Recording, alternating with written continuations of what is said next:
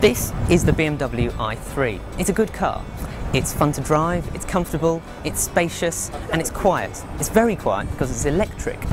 But there is a big problem. If you take a look around, there aren't any driveways. Most people here live in houses where they have to park on the street or in flats, so they need to rely on the public charging network.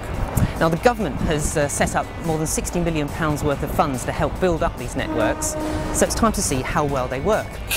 I'm starting in Whitehall. I just need to plug this in. Fantastic, the car's charging up. Let's see how the others compare.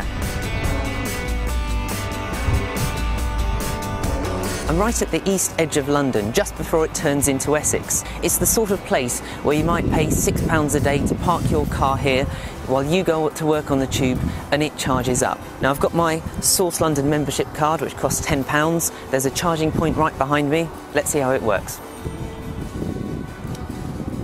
Now, there's supposed to be a blue light to show that the vehicle's charging okay,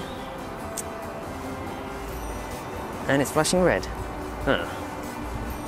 I did try one more time to charge the car up, and it seems to be working, albeit very, very slowly. It's telling me that the car isn't going to be fully charged until 3:45 in the morning. That's 19 hours time. I'm now at Westfield Stratford, right next to the Olympic Park. And if the Pipes music wasn't bad enough, then how about this? None of the charging stations seem to work. It's flashing red now, which shows the one I'm plugged into isn't working at all. Let's have a look at the other ones.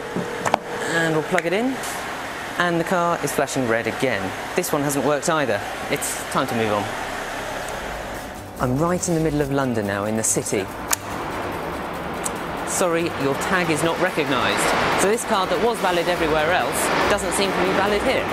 As it wasn't possible to charge up here, I went upstairs and asked the parking attendant whether they'd be able to let me out free. Can you guess what that friendly parking attendant said?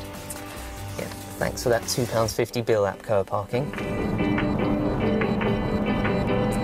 Now, this BMW might be an electric car, but it has also got a petrol engine. Okay, it looks like the engine is cutting power. I'm actually losing power. I've got my foot to the floor and I can't go faster than 66 miles an hour, 65 miles an hour now. This is why charging stations are important, even for this sort of car, because to use it properly you need to run on electricity. Well, we made it to Bristol, but can we get a charge for the journey home? There's an app you can download called Charge Your Car, which will allow me to charge up just with a press of the button. In theory, all I need to do is press Start Charge, but charging is in progress. Amazing! Okay, second time lucky in this car park. We're looking for that blue light to come on, not the red one. Wow. It is a rainbow-coloured light show. Yellow isn't good. Blue's good.